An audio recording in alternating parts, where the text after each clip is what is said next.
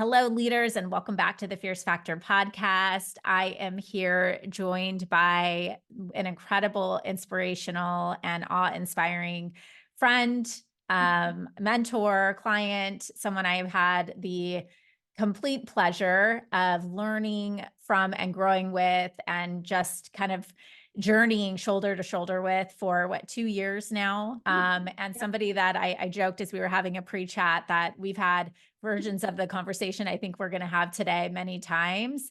And I am so excited to bring somebody, as you will find out, with such incredible stories to tell and energy to share, and somebody who every time I leave the room with, I feel energized and empowered and inspired on my own. So welcome to the show, Jenny Guthrie. Excited to have you today. Hi there. Thank you for having me. It's an honor and a privilege. And I feel like this, of course, we tried to do this before and we were stymied. Life has a way of stymieing sometimes. And so you just have to kind of trust and believe that, okay, maybe that wasn't the right time. Maybe there was somebody who wouldn't have been listening at that time who's listening now. So that's sometimes where, in the frustrations of things not working out how you think they're going to work out, you just have to kind of let that go and trust. So Oh, here we are today.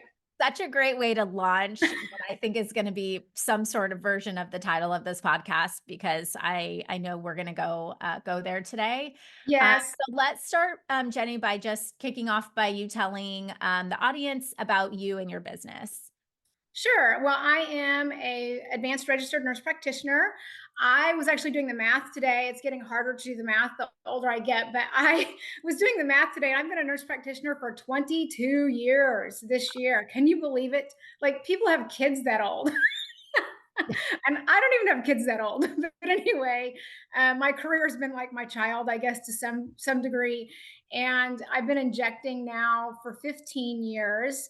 And I've owned my own business. Although when I first started it, I didn't really look at it as a business, but I started around 2010, 2011, and have had that since then. And we have 2 locations, which I'm not always a proponent of just opening more locations for the status of that, because there's headache and heartache that come with that.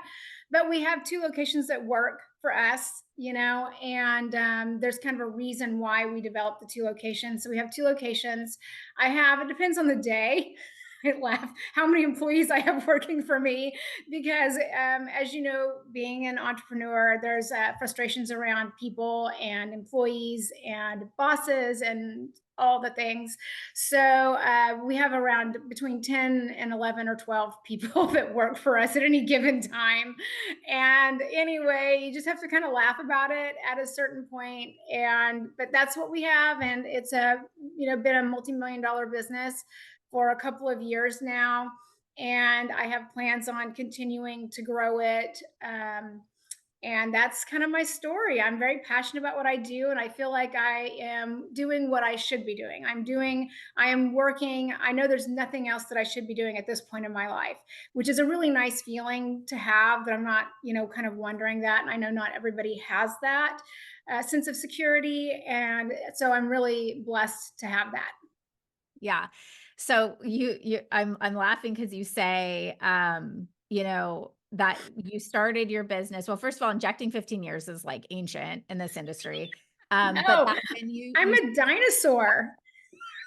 she's like, by the way, if you're not watching this on video, go check out Jenny. She's like a drop dead gorgeous, like red Oh, hot, literal, like hot tamale bombshell. oh, I Um, washed my hair for you today. So So, okay, wait, but Jenny, you said when I started my business, I didn't look at really at it at I didn't look at it as being my business, which I find so ironic coming from you, because you of all people know your numbers and you are a very smart businesswoman. And maybe we'll talk about some of how that came up for you too. But talk to me about what do you mean by you didn't look at your business as a business?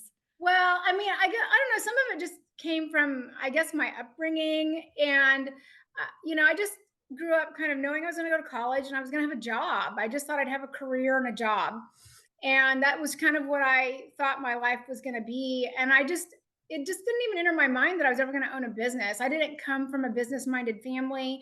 My mom stayed home with me. My dad was a traveling minister. So they were just, good old country people, living in rural Missouri. And we didn't talk about businesses and I mean, yes, you had goals and plans and things like that, but it just never even like was a seed ever planted that you can do this. You are able to do this. I just thought it was something other people did. That wasn't what I did. That's what other people would do. And I just didn't think I had the means. I didn't think I had the brains. I didn't think I had the ability, like, even to know where to start. Like, I just didn't even know, like, if there was a door to open, I didn't even know where the darn door was. So from that standpoint, it just, even when I was trying to make extra money while working at another med spa or facial aesthetics practice, uh, it was, for me, it was like a side hustle. I was just trying to dig myself out of debt. I was in a really bad way financially for a while in my life, in the like around 2009, 2010, and which is terrible for a female who's single to be in that conundrum. And so I was just surviving. I do good at survival. Like, I am a survivor. And so from that standpoint, it's like I was in survival mode. So when you're in survival mode, you're not thinking down the road of like, I'm going to make this into something, or this has the potential to be something. It's just, I'm trying to survive day to day, hand to mouth, pay my bills, those kind of things. And so it wasn't until it's kind of like a snowball going down a mountain. It's all of a sudden I'm looking at, oh, maybe I should have an accountant. Maybe I should get a payroll person. Maybe we should be doing something with QuickBooks. It's like, and so you kind of like, it was like slowly this little light bulb kind of came on, especially when we started running financials and we were looking at the numbers. And I'm like, oh, I have a business here.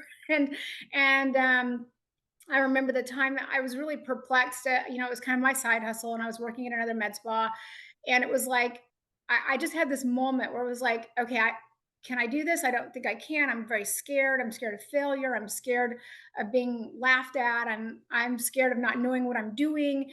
And it was like, maybe I shouldn't do this. It'd be easier. Life would be easier if I didn't do this. And so that's really kind of where I came to, but I loved doing it, and it lit my fire, and it made my heart happy, and it energized me. And so I just was at this crossroads, and I thought, okay, I'm either not going to do it, I'm going to quit and just be done with it, or I'm going to double down and I'm going to be all in. And by so that, you mean do it, meaning it's take going the to be entrepreneurial path. yeah, I'm going to call it a business, not a side hustle. Right. It's sort of your decision, right? Because it is a business, but, and Mhm. we work with so many women, especially through the last couple of years of running CTS, who are literally straddling that line where they have, the stability of the career. Maybe that they just sort of told themselves since they were younger, right? Like, this is who I'm going to be. And then all of a sudden they've got the other foot, and they see not only do they enjoy it and love it, but it actually is generating a bit of an income for them too. And what Mhm. would happen? So you're at this point, and this is like around 2011 or so. Yes, yeah, probably around. I have to like. Time is weird with me. I have to kind of think about like big events that happen around this. So it Yeah. was probably around the time I was getting married, which would have been 2012, 2011, in that ballpark. Okay. So this will be fun. So, because I think for like, um, for the alignment with sort of Mhm. your story and journey, we can talk Yeah. about that in milestones. And actually, I think it's Okay. a great, good place to sort of talk about your success starting from there, because I think what's missing so much, I've been thinking a lot about this as I've been trying to plan a unique kind of event for this year, a live event. And I've been thinking about the places and people that we learn from, and we're always looking at their success, which is great because we want to learn from people who've been successful, right? But at the end of the day, it's actually learning about the peaks, not the peaks, but the valleys that Mhm. they have been in and endured, and the trials and tribulations of sort of adversity, Yeah. where that's where the growth really happens. And I think that's Unfortunately, I mean, it sucks when you're going through it, but yeah, well, you're right. absolutely, absolutely. And, we were playing this like card game last night with the family, and one of the boys pulled a card out, and it said, "When do you know that your failure is a success?" And it made me think a lot about you. Oh, That's a good Because question. yes, because right, it's the adversities that truly feed our growth. So I'd love to sort of like for, to start here, right, at this milestone. What are some of the adversities, Jenny, that have fed your growth personally and professionally? And then we can kind of, just take this in terms of, okay, going through this and what you're learning through this process, coming from somebody who's saying, I was in a bad place financially Mhm. to running a multi-million dollar empire. So what's in between here, Jenny? Oh, lots. It's like they talk about, the refinement of metal, like going through a crucible and you're melted and the good comes off and the bad comes off. I'm like, at a certain point, it's like, when are we done with this whole process? Because it's a whole thing. But I mean, the starting point for it was the very first med spa that I went to work for, which it's one of those things. It's very what's the word? It's like it's good and bad at the same time, and you have to acknowledge both. I can't. And when I first left the situation, I was more mired in the bad, and so I was kind of angry and frustrated that I had gone through this experience. Um, Although nobody really, I think, intentionally wanted any of us to go through it.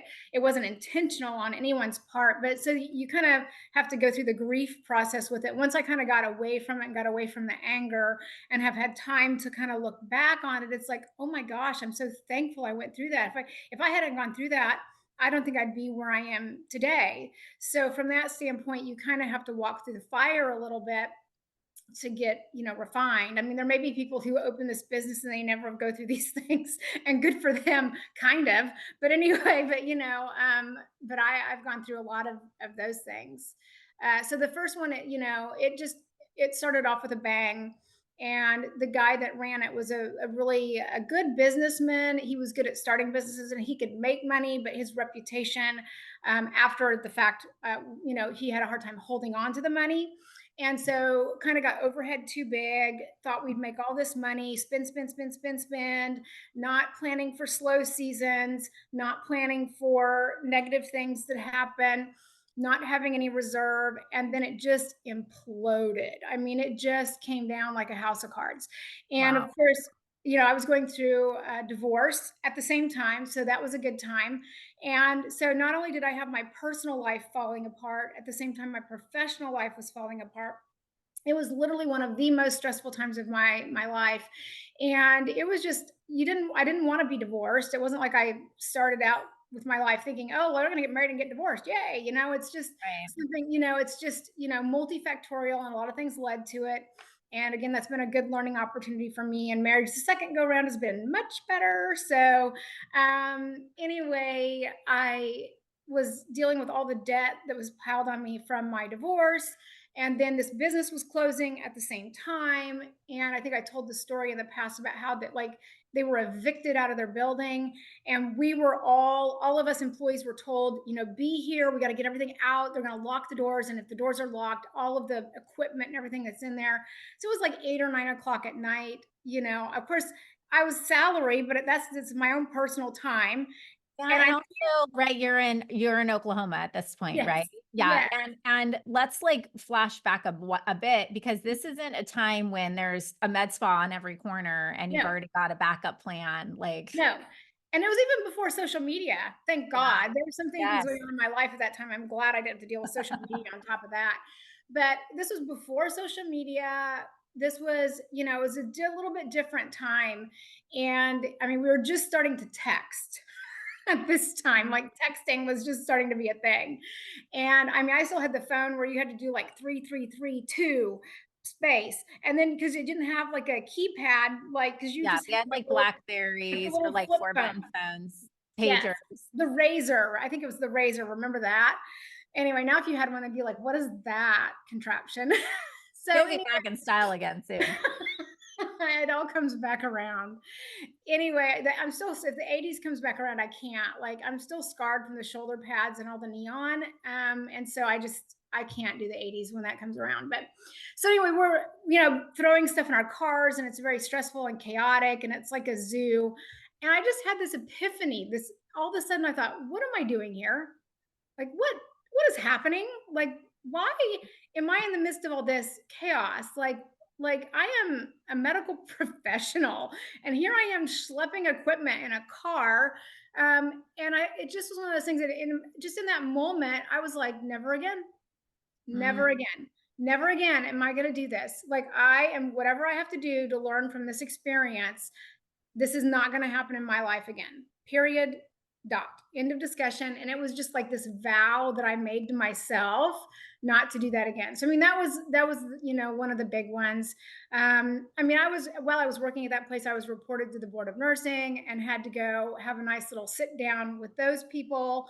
And again, I wasn't doing anything wrong. And I, to this day, I don't know who complained or what the complaint was. I think it was probably a competitor, maybe a disgruntled patient, not necessarily of mine, because they didn't complain about anything specific that I did.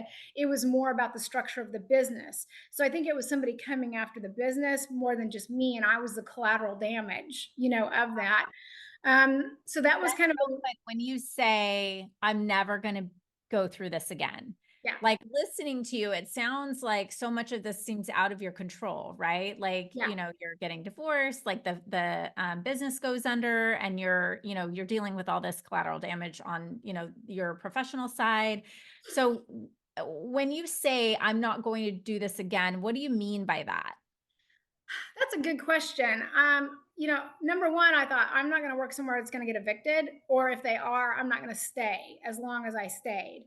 And part of my staying was because of the divorce and needing the money. And I was making pretty good money there. And so it made it hard to leave, because I know just getting a job at the same salary would be, not as easy. And then I was trying to buy a house. So I had a mortgage that was pending, and so you cannot have a job change. And I was going to lose the house, and it was my security. Like, a woman needs a nest, like, we need our place. And so part of the whole divorce situation was I didn't have a nest, and I was kind of this, I felt lost. And so the house was kind of my anchor. It was going to be like my new start, my new beginning, and all of that. So I was desperate to make it as long as I could at this company to get the house, so then I could then move on to other things. But then it was just the I don't know, again, being where I was so out of control of everything, I didn't want to find myself that out of control. How much can we really control anyway? I mean, but again, I thought the things I can control, I will control those things and not completely leave everything up to somebody else. And I can imagine being in a space where you are claiming like so boldly that I will create my own financial independence, and not that sounds so different than probably the way you were raised. Yeah. Oh, yeah, absolutely. I mean, there wasn't much talk about financial anything, growing up. It just was the time and, where I came from.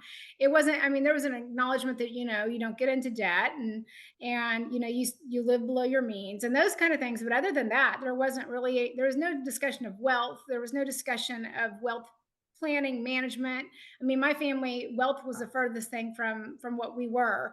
Mhm. And so from that standpoint, it wasn't like that mentality was fostered inside of me, at all. It just didn't. And even when I was saying never again at that point, I wasn't thinking I'm going to have my own business, so never again. I just thought I'm not going to allow myself to get in this kind of a circumstance where things are spiraling out of control so badly. Maybe I'll exit sooner or something like that. But it wasn't even at that point. It wasn't like I am going to open my own business. There was not that at all. Yeah. I mean, I was thinking about it because I was having conversations with other people about how they set up their businesses and how to do an LLC, and so I was having those kind of conversations just to kind of like educate myself, and I was more out of respect and awe for them that they were so brave in doing that. But even when I was asking those questions, it wasn't even like I was like, I was kind of thinking, maybe could I do that? No, surely I couldn't do that. That's what other people do. Yeah. But I think the wheels were kind of starting to turn, and I just wasn't ready to acknowledge at the time kind of what my desire was or where my future was heading. But, it started slowly, and I was even asking the questions. I wasn't thinking about what I was going to do with the answers. Right? I didn't really have a plan for the answers. I think like those entrepreneurial seeds are planted so deeply in people, and it's just a matter of going through experiences to fertilize them because Yeah, it's interesting because then, you start the business and it does actually become successful pretty, quickly. But it took you, I think, a frustration of knowing what you didn't want, right? yeah, And like a tipping point of, okay, yeah, I'm gonna now I will do this differently, you know? absolutely. So so then catch us up to like then comes glow, or is that what? Yeah. No, Okay. no, I started to work at another med spa in town. And again, this was like there weren't as many, and this one was owned by a female RN, which was unheard of back then. She was like, uh, you know, what is something like the whatever, like the Trailblazer. yeah, trailblazer, like the Loch Ness monster. She was just Oh, like this rare she's a breed. picture of, yeah. Yeah, she just, and so I knew of her, and again, this was before social media, and there wasn't as even as much with Google. I think we were still map questing back then, so the access to information and the connectedness of things, it wasn't there, and so I just didn't really know who all was out there, but I knew her, and so I reached out to her. She met, we interviewed, and so she hired me to come on doing injections and hormone replacement therapy and things like that. And that was a mixed experience as well for different reasons. But she was a strong leader. She ran a solid business. It was financially lucrative, successful for many, many years. And so just being able to sit and watch her was vastly different than the experience that I just had come out of. And anyway, I had some frustrations there with the other team members did not welcome me with open arms, and they didn't really set me up for success. The patients, of course, didn't want to see the new girl.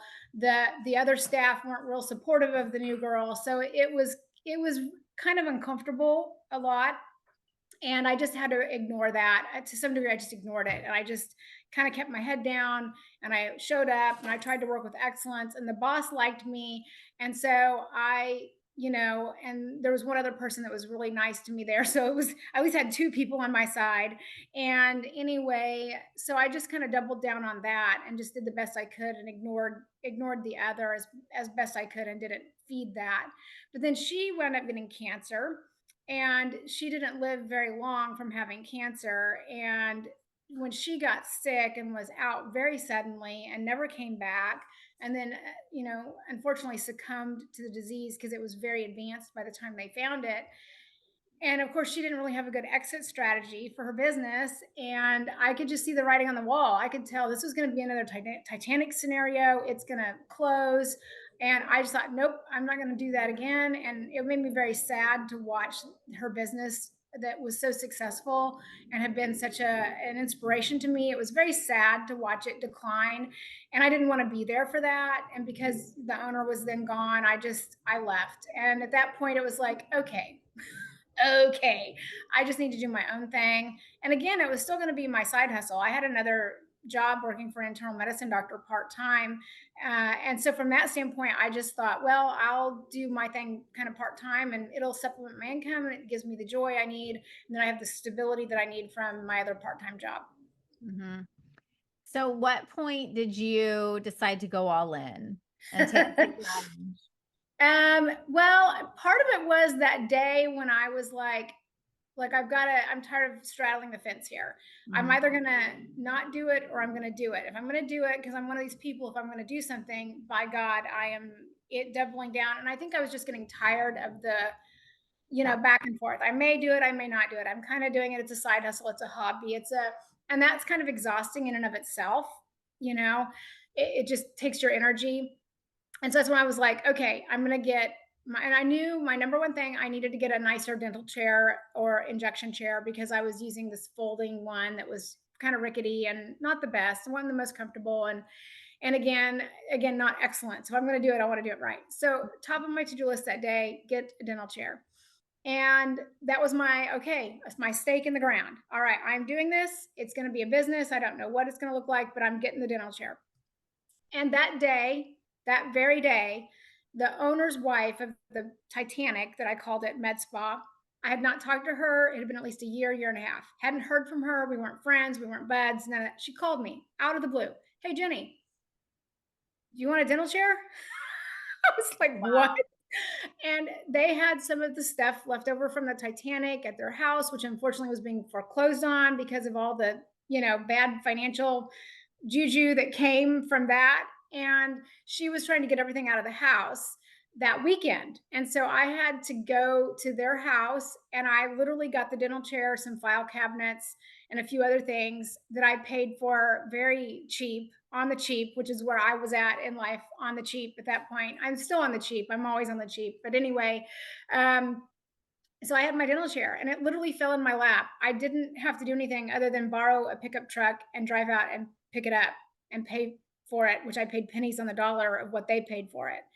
And I still have that chair to this day. And now it's kind of getting outdated and it's not as functional as I would like for it to be, but I cannot get rid of that darn thing because, Oh, we yeah, have for to me, it's, memorialize that thing yeah, like stadium chairs at I like know. stadium or something. Yeah. So it'll wind up in the Glow Museum Hall of Fame someday. I don't know. But so anyway, that was just kind of an answer to prayer that I hadn't totally prayed, but I'd put that stake in the ground and I'd put it out in the universe. Like, this is what I need.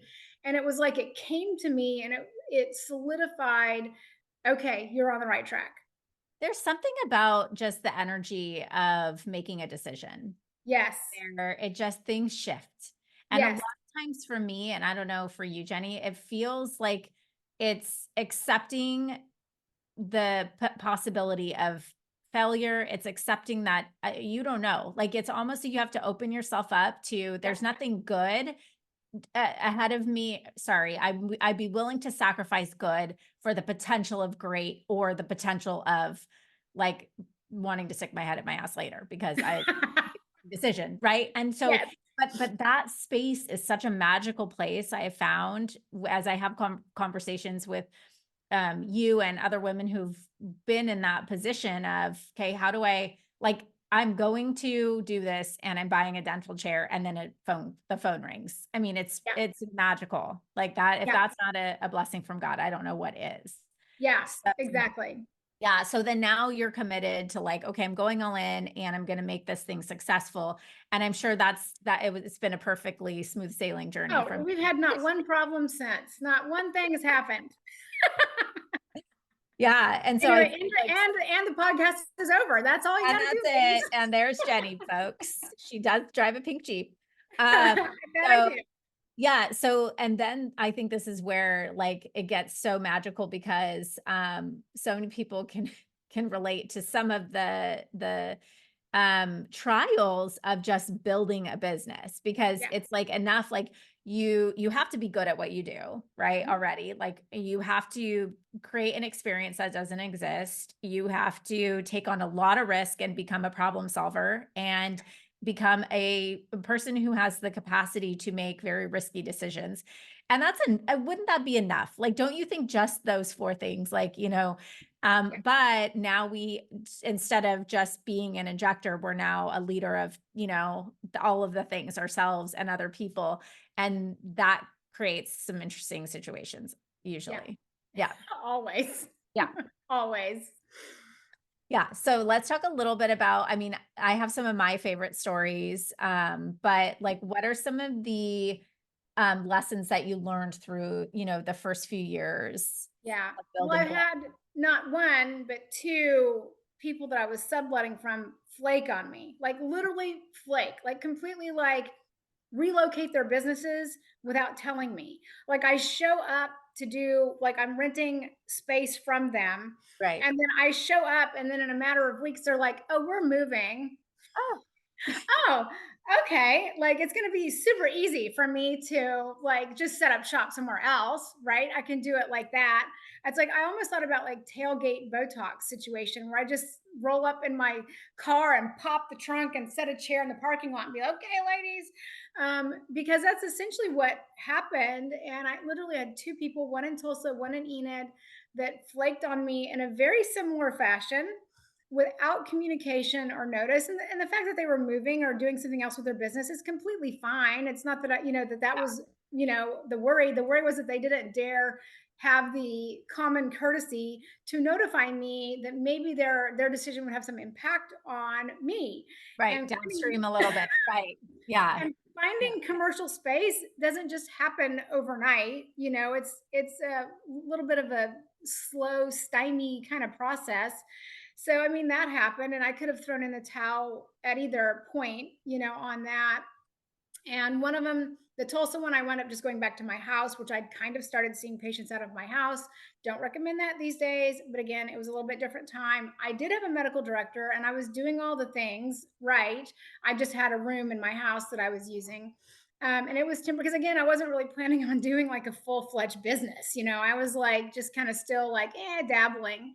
And so I probably, if I had started out with the mentality of this is a business and this is what I'm doing, I would not have done it that way. But my mindset was just of the kind of, this is what I'm doing.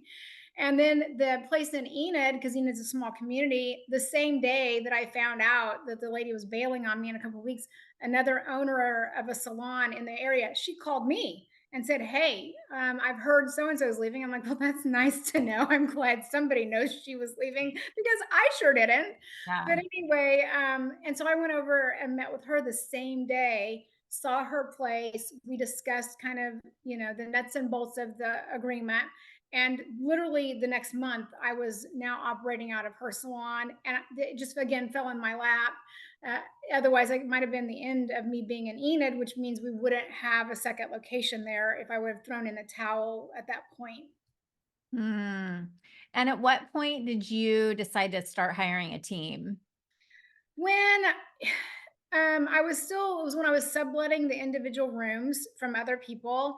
And it was getting hard for me to work my other part-time job. And I was doing all the ordering, all the scheduling, all the planning, all the marketing, whatever marketing I was doing was minimal. But regardless, it just was starting to be a little bit more than what I could handle. And so I hired a part-time, like an assistant, Mm. basically just a gopher. They would help with scheduling, they would help with calls, they would basically whatever I needed, they would just do. And that's kind of where that started. And I went through probably one, two, three, four kind of part-time people through a relative, one of them was going to go have a baby, another one went off to school, another one decided that, she didn't want to be in the aesthetic field and whatnot. So it took me through several kind of semi part-time people over a couple of years before I kind of landed my next like hire of a person who was going to be with me, a little bit longer. And she wound up working with me for 7 years. And so that started, I was, like I said, I was still subletting. And then that just kind of grew. Like they were initially part time. And then as we grew, then they became full time. And then I became full time and, that kind of thing. I really didn't even start doing my business full time until 2019. That's great. That is pretty rare, I will say, like that you were building really the whole infrastructure of that business, still working part-time, and Yep. that was a financial decision or Yeah. other? Okay. Yeah, I mean, part of it again was me. Do I really want to do it full time? Can I? And some of it trusting myself. Mm. Can I do this? Can I take the leap? And what if I fail? And what if this doesn't work? And then at the point now, I'm like, so what? So what if I fail? What am I just gonna like go get another job somewhere else? I mean, I'm a family practice nurse practitioner. I can get a job, right? Yeah. But it may not be what I want, my passion. It's a job. It's not my passion. But at this point, like that fear of the unknown, it's like, why was I so afraid of that? Why did that have so much power over me? I don't know. But some of it was after being through the Titanic experience where they got so much debt. And that's the thing I didn't want. I didn't want to launch out on my own and then have debt on me because I already done that with my divorce and I wasn't Right. going to do it with a business. Like I just couldn't go through that again. So I think some of that was my reluctance was I was willing to start humbly and to start small and to not get my knickers in a knot and try to make things happen too fast because that's what happened with the Titanic and it sank. And so I thought, I want a solid foundation. I want loyal patients. I want to be good at what I do and then add as we go. So it's organic growth, meaning I didn't take on debt for the business until I bought my very first laser. And I'd have to look at the exact year I bought it. I want to say it was 2018, I'm not, I have to look and see. But I didn't take on any debt with any of it. And what I made in Enid built Tulsa. And then, so from that standpoint, all of the everything I did, I started with my own money. I didn't have a loan. I don't have a board of directors. I didn't want any of that because that's the way the Titanic set everything up. And I was like, no Mm, to that. Titanic. Yeah. And also, on a personal level, I know you've shared with me that you wish you had been more involved in the financial, just I think clarity, like in your first marriage, right? Oh, absolutely. And so I just think it's important because women listening to this, it's a complicated thing. Like, and I know this personally too, where like my husband doesn't work in my business, at least not now, right? And so um I get to have a lot of control over in that area, and it's also my responsibility, And so I think like as a woman, maybe who someone especially had come from like a healthcare background and or as a job and then starts a business, and then the business starts really running at a clip where it becomes a financial asset to what the family and things like that. Like I think there's some advice to be given, by Yeah. someone who's done it successfully for women on how to protect the integrity of that situation. Yeah. I mean, I think, there was a movie and I don't remember the name of it. It was so long ago. It was like the 80s. I love the movies from the 80s. I miss them very much. But it had Melanie Griffith in it. And I Mhm. can't remember the male actor. I want to say it was Harrison Ford, but I cannot remember. But she Okay. was like working in corporate America and she had this really great idea and nobody believed in her because she was a woman in corporate America in the 80s. I can't even imagine what that would have been like. Mhm. And anyway, because she was a female, it was like she couldn't do this, she couldn't be on the board or this, whatever it was she was trying to be. But she found one person who believed in her, but then somebody tried to come in and undercut her and all kind of all that. And that story kind of resonated with me even as a teenager watching it, because I thought, how wrong it was what it was she was going through, and that she had this great vantage point to contribute to the company, but yet she didn't have the voice to do it just because of her gender. And I'm Mhm. not a big like feminist banging the thing, Yeah. waving my bra in the air. Okay, that's not my mentality. Yeah. But I feel like we all have a contribution regardless of our gender, right? We all have a contribution, we all have a voice, we all have skills and gifts. Yeah. And Or age or race or yes, all of any those of things, that. Right. exactly, absolutely. And so, I think I kinda came up in a more patriarchal type marriage. I mean, I'm 50, so from that standpoint, I just come a little bit different time, just a little bit, I think I'm more of a boomer than I am a Gen X, I think is what I am, but I'm not really a boomer by that, but by I was raised by parents who were older, like, my parents could have been my grandparents, and so I feel like I have a little bit more of that boomer And in mentality. Missouri, Yes, right? So, I mean, rural Missouri, yeah, it's like rural, right. very different time. And Yeah. so I just didn't think I had the ability, and nobody, I mean, I couldn't balance my checkbook in college. I don't even balance a checkbook to this day. I think it's completely futile effort, but whatever. But and so my first husband was a financial advisor, and so that just made more sense to let him handle all the money, just because he's the numbers guy. Mhm. And so I allowed that to happen. That was a decision that I made, and then part of it was also out of fear. I was fearful that I couldn't do it. Again, that fear of failure. So it caused me to not have as much incentive. Where now in hindsight, I should have been, even if he was going to do it, I should have played more of a role in it. I shouldn't have made that choice. So that was my bad in that. That's where I have to take Right. responsibility for that. And anyway, but all of that's a big fat lie. It's a big fat lie. And Well, I so, don't think it's an uncommon story, Jenny. I mean, yeah, truly, I think we weren't raised to be mathematicians. We were raised to be pretty girls. I mean, look, and I'm again being so general because here yeah, we're both like basically tomboys and, I was an athlete and all the things, but yeah, the truth is, I think that pull back to wanting to have a voice to communicate an important message, right? We're talking about Melanie Griffith in a movie. Well, yeah. I can think of how many women who feel like, Well, for me, I was coming up young up the corporate ladder, and it was less about being a woman for me. It was about respecting me because my age, and I hear stuff like that all the time, right? And God bless you for that. it doesn't matter, thank you. But now I have some wisdom under my belt. I'm like, all right, right, we need to Yeah, hear the message that people have that are going to make us all stronger and better. But I yeah, think we do it to ourselves a lot of times because when we talk about the financial piece, there are many women I work with who are like, oh, my husband's the financial guy. He's the finance guy. He's the numbers guy.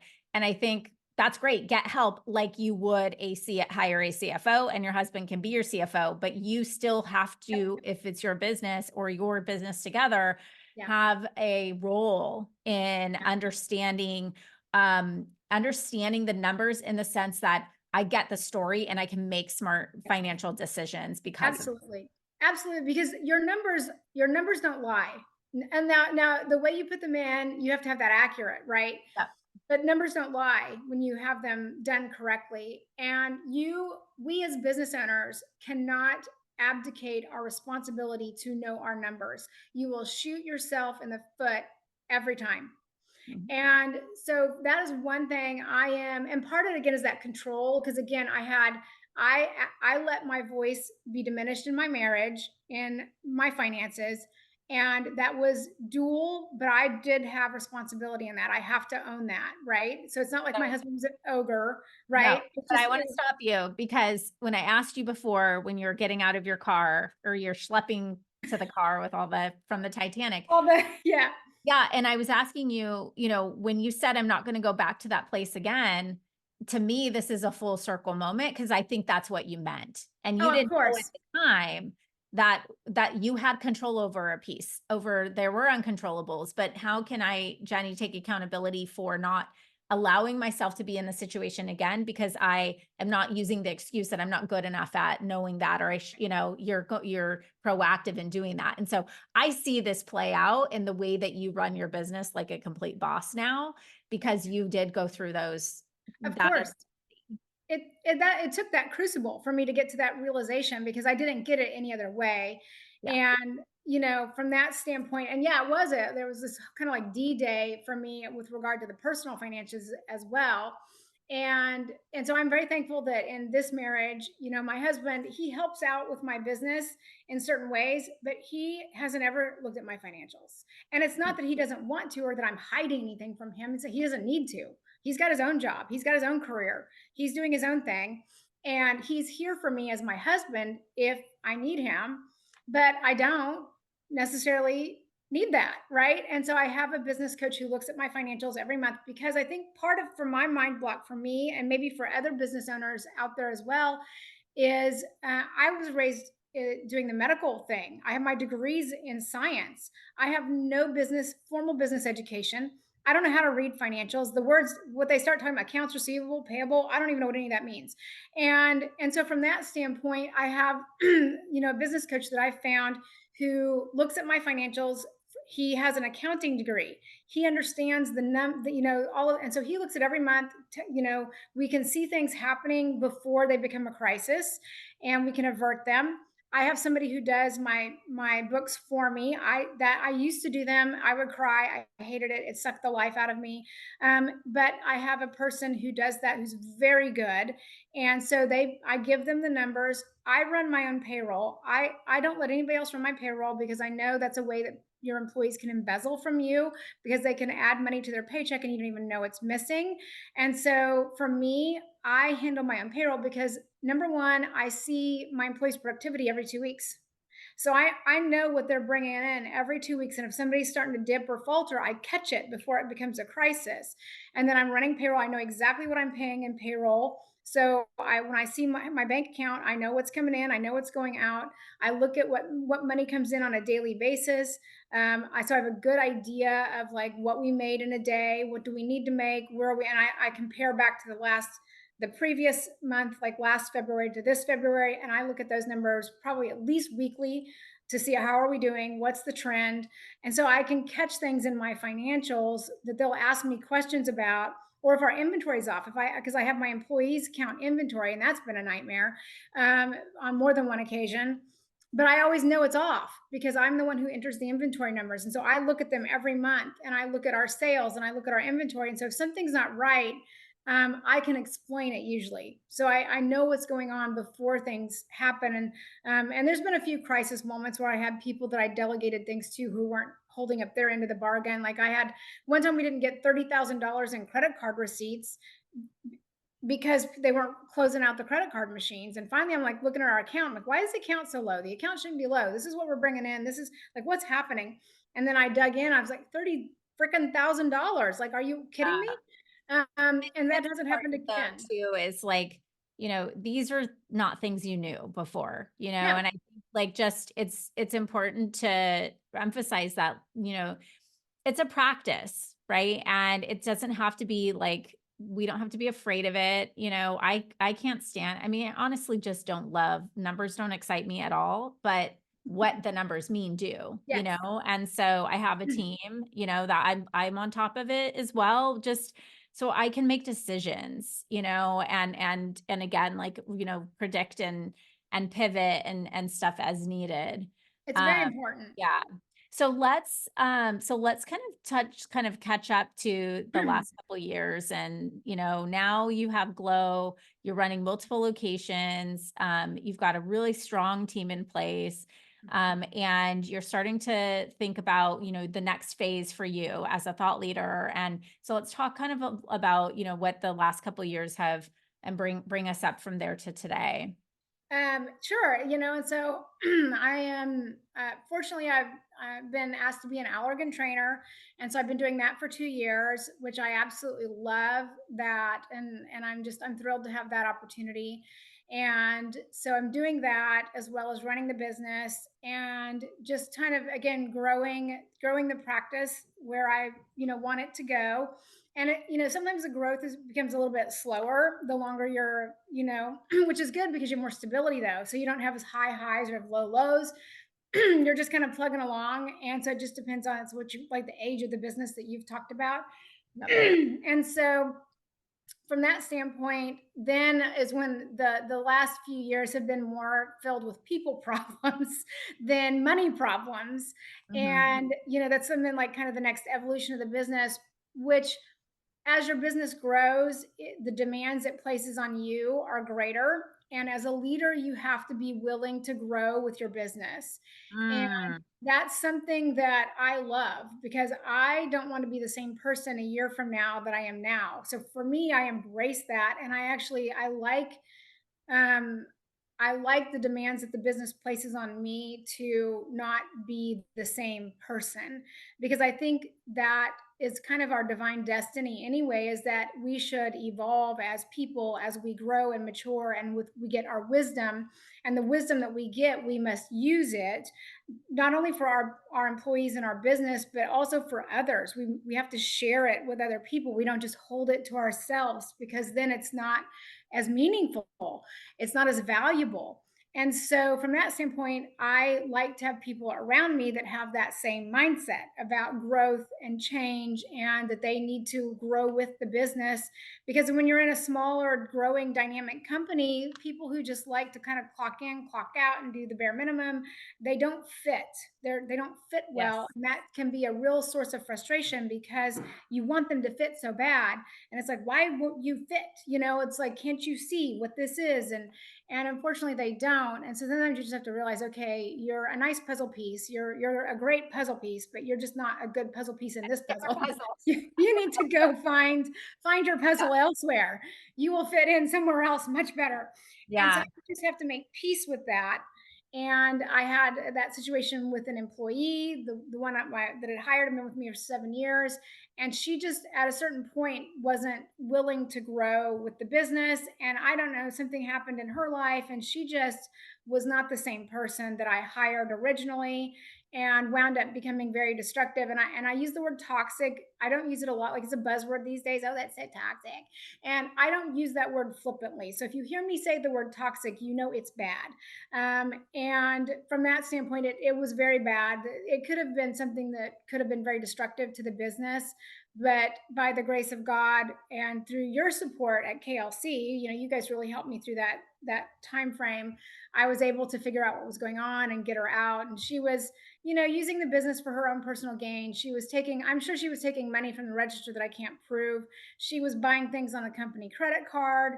She was poisoning the minds of people about me, that I was this mean ogre and people should be fearful of me, and nobody was talking to me. And I would show up to work and people would, like, scurry like cockroaches when you turn the light on whenever I was in the room.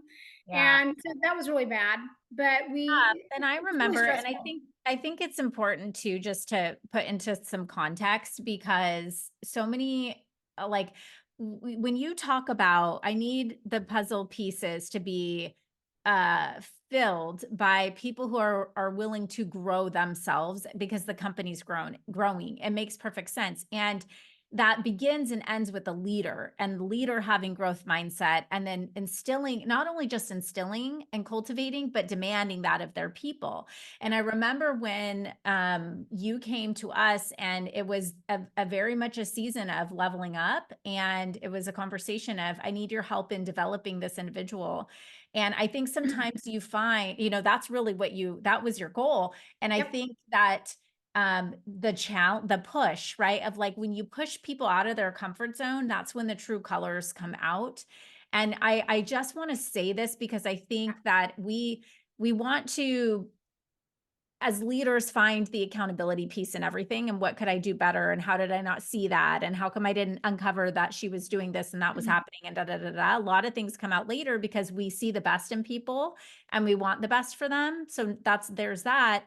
And also, I think we allow enough space for that employee to grow. And then ultimately, it's up to them to take that space and to actually induce the change that is needed to keep up. So, I say this for anybody listening who's at that point where you were, where it was almost like, I don't understand how I've invested so much into this employee and I'm making investments to invest more to bring them with me and they're not accepting of that.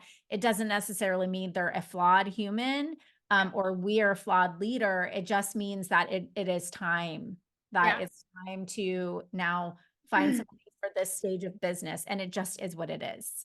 Yeah, absolutely. And like I said, I had just always envisioned her being with me, my ride or die, right? That's kind of what, and so it really took me a while to wrap my head around that she wasn't my ride or die. Yeah. And something had, inexplicably changed in this person. And she wasn't the same person I'd hired before. And I didn't, and of course, it's not up to me to psychoanalyze and figure that out. I just have to see what's in front of me. And the behaviors were all I needed to see. Like, it answered the question. And hopefully she can go get some therapy or some help or whatever, and work all those things out herself.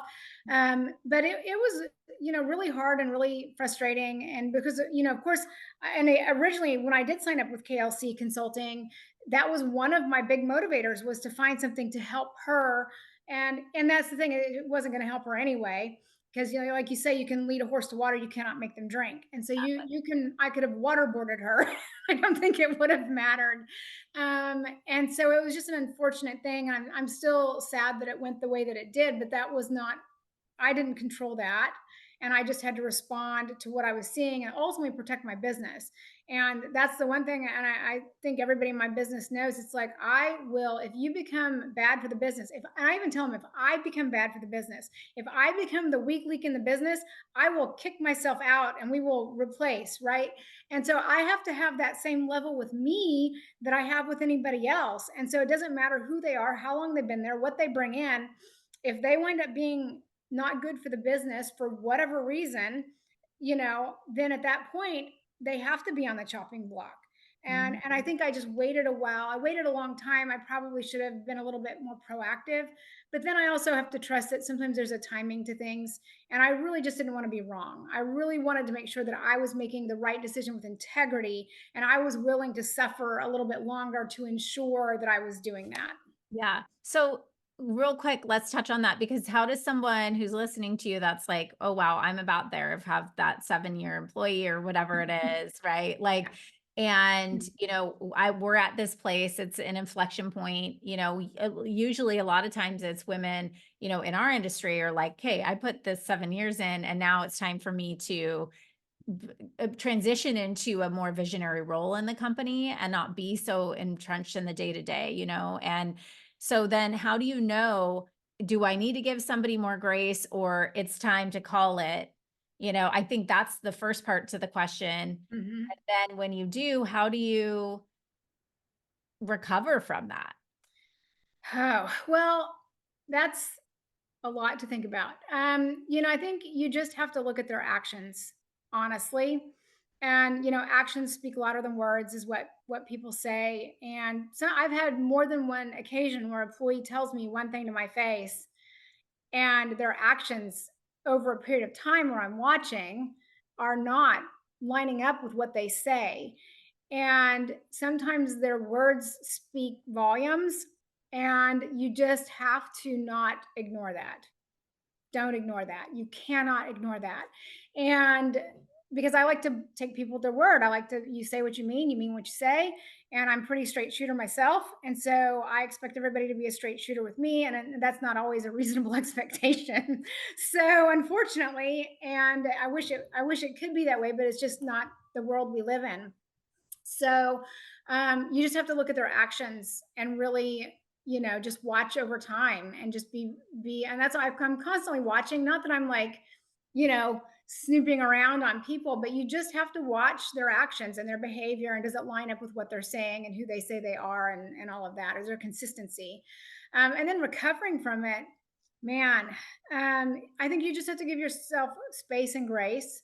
You have to grieve it because it is a loss, especially if you've had somebody that you felt was a friend that you've known for many, many years. You just have to grieve it and just acknowledge those emotions, acknowledge the sadness, the anger, the betrayal, the whatever, and just let them kind of sail on by. And I have really purposed in my heart that I am not going to be a bitter person. I don't want to live what they say unforgiveness is like, you drinking the poison and expecting it to hurt somebody else. And ultimately it's just going to kill you in one way or another. So I just let it go. And I mean, I try not to, if I think about it or talk about it, it's more in a constructive, matter of fact fashion. And I try to disconnect the emotions from it once I've grieved it, dealt with it, passed on. And the other thing I do, which might sound kind of trite, but I don't mean it that way, is I pray for them. And Mhm. I find that's one thing that, I just pray that they find what they're looking for, that the Lord blesses them, or that the help that they need, that they'll be a better person, that they, and I just, again, I think that it keeps me from being as angry at them because I realize that I've messed up relationships and I've not been always handled things the way that I should have, especially when I was younger. And I just have to give grace, because I've received grace. I also need to give grace, but I also don't need to tolerate abuse. So Yeah. there's a line where you're like, okay, I'm giving you grace, but you can go have grace somewhere else. But I'm releasing you of this. I release you from all of this. So then I'm not, I think that's the number one thing, is not harboring resentment and anger. Because I think that will disrupt not only you as a person, it will impact your ability to lead your business. It also will then impact your relationships with future employees. And you already poison the water, so to speak, of the people that you're going to bring on your team. And for me, that's the hardest thing for me, is honestly trusting people, because I've had enough people, it's just being in business. You're going to get stepped on, and whether people do it intentionally or not, it's going to happen. People aren't going to treat your vision the same way you treat it. They're not going to hold it with the same respect. It's like your kids. Nobody's going to love your kids the way you love your kids. And No. owning a business is, yeah, owning a business is the same way. And so you just have to figure out a way to navigate that and not expect that of people to a certain extent, and then be able to trust. And I honestly, that's my one of my bigger struggles, and I it's something that I am very cognizant of, about trying to trust people. Just because the longer you're in business, the more you're going to have people that step on your toes. Yeah. So I want to talk about that. And first, I want to go back to like, when you talk about commissioning our help to help you through, or we helped you through that.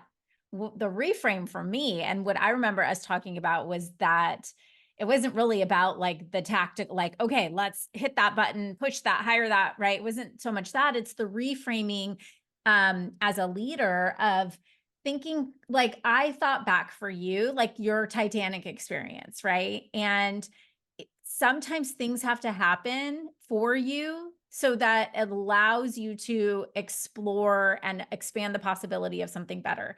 And I Yeah. think we as leaders have that responsibility and gift that we get to employ so many people and provide for so many people. And it's also a responsibility to create those micro Titanic moments for them if that's part of their calling too, because they're probably not going to leave if things are like, look at the quiet quitting epidemic and things like that. Right. Like, I mean, people are going to be less likely to make a decision to leave for the potential that there's something better for them. And so if it's not working, I think we have to do that as leaders, is we have to show them that, okay, it's time for you to leave the nest and go explore something that's a better fit for you, Yeah. where you can cultivate your brilliance there, because Yeah. it's not, this isn't the puzzle pieces aren't fitting together anymore. So I Yeah. think that was watching you explore that reframe and approach.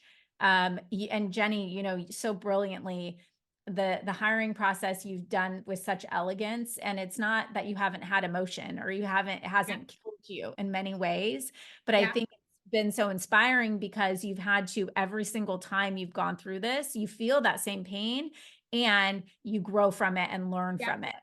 You have to. Yes. Otherwise, it's a waste. What are we doing? What are we Yes. doing? It's like hitting your thumb with a hammer. It's like you either learn to not do that again, or your aim with the hammer gets better, right? Yes. And so you have to use the pain that you encounter, because if you own a business, you will have some kind of pain at some point, and that's just where that's the difference between an entrepreneur and somebody who's not an entrepreneur.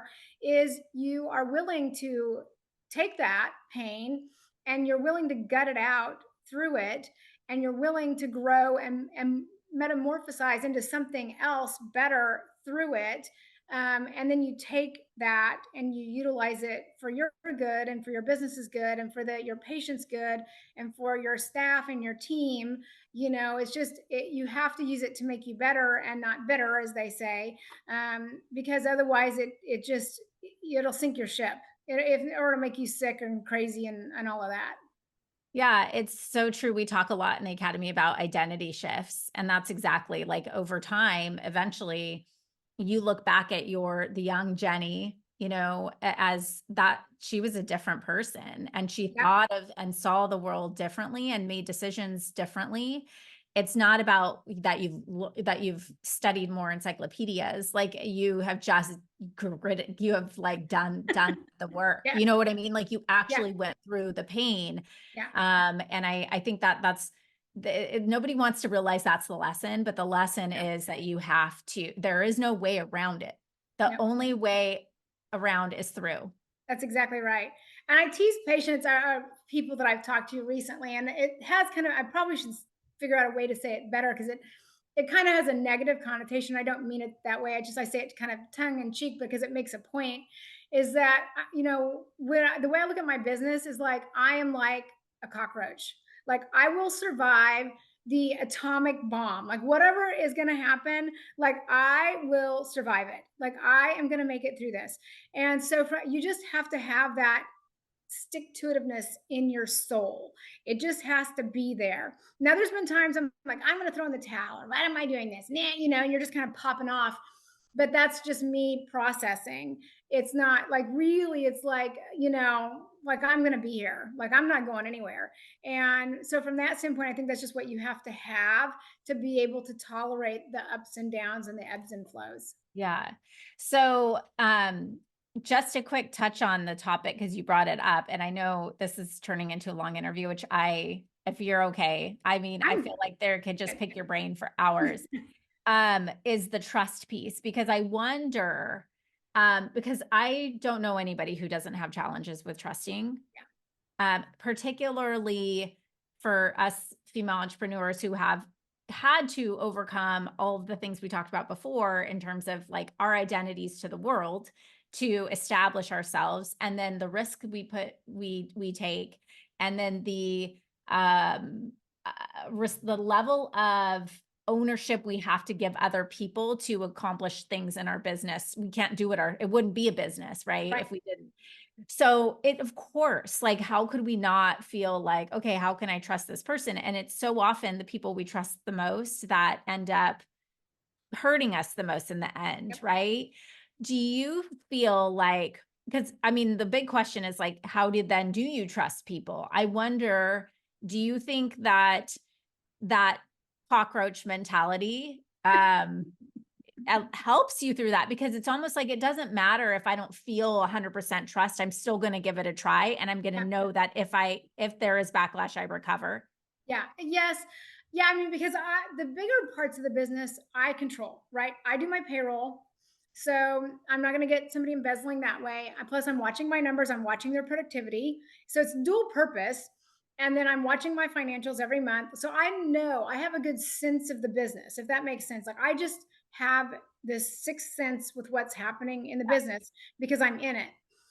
And I think it was Craig Rochelle that said one time that you give trust, that it's not earned, that you give trust, and then them keeping the trust is earned, right? And so that was a paradigm shift that's helpful for me because when we hire somebody on, we want to help them be successful. We want to put them in alignment to make them set up to win and be successful.